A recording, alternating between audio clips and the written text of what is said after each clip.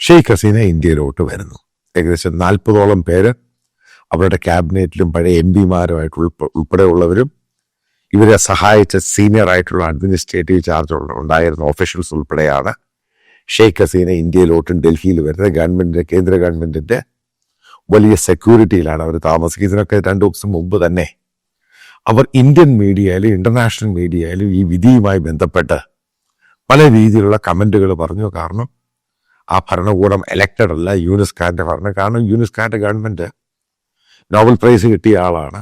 ഗ്രാമീൺ ബാങ്കുമായി ബന്ധപ്പെട്ട് അവര് ഡിഫാക്റ്റോ ആണ്, കുറച്ച് നാളത്തേക്കേ ഉള്ളൂ. അത് എലക്ഷൻ നടത്താൻ പോവുകയാണ്. ഇതിനുശേഷം അവിടെ എലക്ഷൻ വരാൻ പോവുകയാണ്. അത്ര നാളത്തേക്കുള്ള അദ്ദേഹം അവിടെ പ്രധാനമന്ത്രിയായിട്ട് തുടരുന്നു. ഇനി മനസ്സിലാക്കേണ്ട ഒരു പോയിന്റ്, നമുക്കറിയാം നമ്മുടെ ഇന്ത്യയുടെ നമ്മുടെ സൗത്ത് ഈസ്റ്റ് ഏഷ്യൻ റീജിയനിൽ ജൻസിയുടെ ആദ്യത്തെ പ്രക്ഷോഭം നടക്കുന്നത് ശ്രീലങ്കയിലാണ്. അതിനുശേഷം അത് ബംഗ്ലാദേശിൽ കണ്ടു, പിന്നെ നേപ്പാളിൽ കണ്ടു. ഇവിടെ എല്ലാം ഭരണം മാറി.